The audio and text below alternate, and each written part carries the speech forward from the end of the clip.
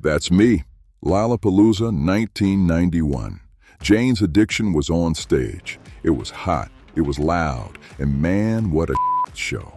I blinked and the flannel was gone. 9 years later, I'm holding my daughter in the delivery room. Then came the marriage, then the house, then the lawyers, and the divorce. Suddenly, the party was over. I was 45 years old, single, and staring at a bank account that looked like a crime scene. I wasn't just starting over, I was starting from under. For a long time, I thought that was just my failure. I thought I was the only one who forgot to check the math while I was busy living life. But I wasn't. It turns out my story is the story of a generation. We are the sandwich generation, the slackers who got crunched by 2 recessions and a housing crash. And now the experts are calling it the retirement crisis. They tell us, the guys in the glass towers, that by age 50, to be on track, you should have 6 times your annual salary saved. 6 times. So if you make $100,000, you should have $600,000 sitting in an account right now. If you had that, congratulations, you win capitalism. Yay. But if you're like the actual majority of Generation X, the forgotten generation, the median account balance isn't $600,000, it's about $115,000. That gap, that's where the shame lives. That's the specific 3 a.m. panic that settles right in the center of your chest, the feeling that you have messed this up so badly that it can never be fixed. So, we are going to kill that shame right now. In the next few minutes, I'm going to prove to you that you aren't bad with money. You were the test subjects in a 40-year economic experiment that failed.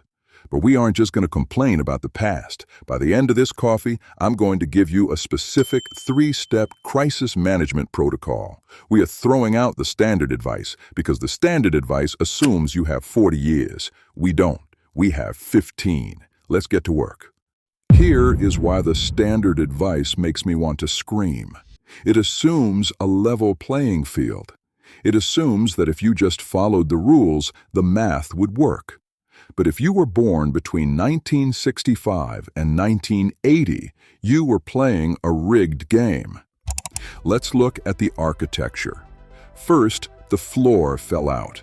Our parents had pensions, defined benefits. You showed up, you worked for 30 years, they sent you a check until you died. It was simple. But when we entered the workforce in the late 80s and 90s, companies handed us a glossy 401k brochure and said, "Good luck, kid, hope you're a stock picker." They shifted the risk from the boardroom to your living room. You became your own pension fund manager, whether you knew how to calculate an expense ratio or not. Then the timeline broke. Just as we were getting our first real jobs, the dot-com bubble burst.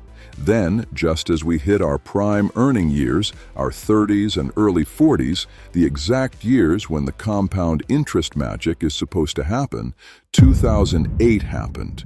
The Great Recession didn't just tank our portfolios, it tanked our home equity and stagnated our wages for a decade. We lost the lift of our prime years. And now we really are the sandwich generation. We are paying for our kids' college because tuition is up 170% since we were in school, and we are caring for our aging parents because the cost of long-term care is astronomical. So, listen to me closely. The reason you don't have 6 times your salary saved isn't because you bought too many frickin' lattes. It's because you survived 3 once-in-a-lifetime financial crises while raising a family without a safety net. Okay, that's the truth. You are absolved. But here is the hard part. The universe does not care that it wasn't your fault. The math doesn't care about your feelings. We are done with the why. Now we fix the how. All right, phase 2. No more looking back. From this second forward, we are in crisis management mode. The biggest problem standard financial advisors have with late starters is that they keep trying to use the snowball method. You know the drill. Put a little away early, let it roll down a long hill, and it gets huge. The problem is, we don't have a long hill anymore. We are at the bottom of the mountain looking up. Think of it like an airplane on a runway. If you have a long runway, like a 20-year-old just starting out, you can take off with a gentle breeze and low power. You can glide, you can make mistakes. You and I, we have a very short runway, maybe 10 to 15 years before we want to or have to stop working. If you try to take off gently on a short runway, you don't fly. You crash into the trees at the end of the tarmac. To get off the ground in a short distance, you need thrust, massive, uncomfortable amounts of thrust. We cannot rely on time in the market to save us anymore. We have to rely on intensity of contribution. We are switching from a growth strategy, where we hope the market goes up 8% a year, to a savings rate strategy, where we force the balance up by brute force. We need to compress 30 years of saving into 15. Is it fair? No. Is it doable? Yes, but you have to follow the framework. Okay, what I'm about to show you is a 3-part system. It's linear. You can't skip step 1 and go to step 3, so listen closely. So, step 1, we have to talk about your paycheck. Gen X is loyal. We were raised to be the company man and women. We were taught to keep our heads down, work hard, and wait for the tap on the shoulder. But in the modern economy, loyalty is a tax. If you have been at the same company for more than 5 years, statistically, you are underpaid. Right now, between age 50 and 55, these are your peak earning years. This is the last time your human capital is valued this highly before ageism starts creeping in. And the data shows ageism is real, and it is nasty. You need to become a mercenary. I need you to look at your income not as money to live on, but as the fuel for that airplane engine. This means one of 2 things. Option A, you leverage your experience for one last big jump.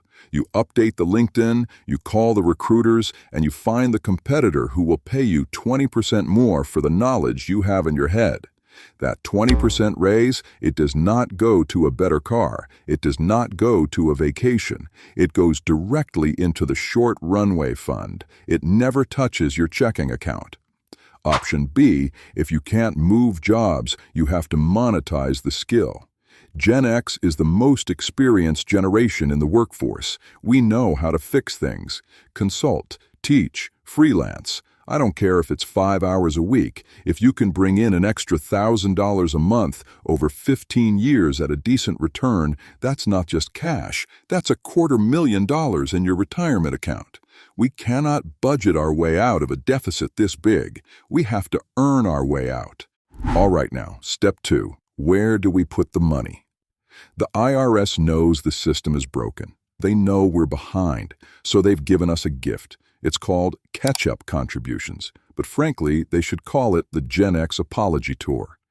Here is the math you need to know for 2026. If you are under 50, you're capped at the standard 401k limit. But if you are turning 50 this year, the government lets you put in extra. But wait, it gets better. Because of a piece of legislation called the Secure 2.0 Act, we now have the super catch-up. Starting back in 2025, if you were specifically between the ages of 60 and 63, the limit explodes. You can contribute the greater of $10,000 or 150% of the standard catch-up limit. That means you can shovel nearly $35,000 a year into a tax-advantaged account. I hear you saying, Frank, I don't have $35,000 lying around.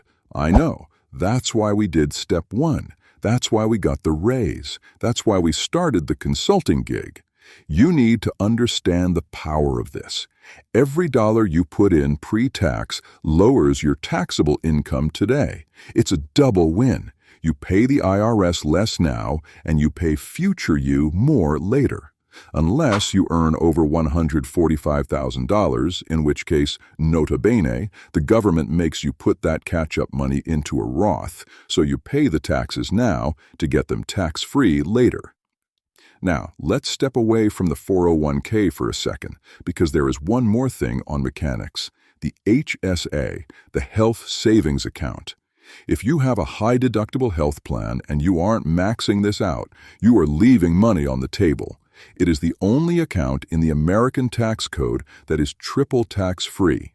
Tax deduction when it goes in, tax-free growth, tax-free withdrawal from medical expenses. And guess what your biggest expense in retirement will be? Medical. Treat your HSA like a second 401k. Do not spend it on Tylenol now. Pay cash for the Tylenol. Invest the HSA for the hip replacement in 2040. Now we are on to step 3, the strategic shrink. This is where I lose friends, but I promised you the truth, not a bedtime story. The sandwich generation problem is bleeding us dry. We are supporting adult children and aging parents, and the data shows that 63 of us are acting as family caregivers, often spending our own retirement savings to do it.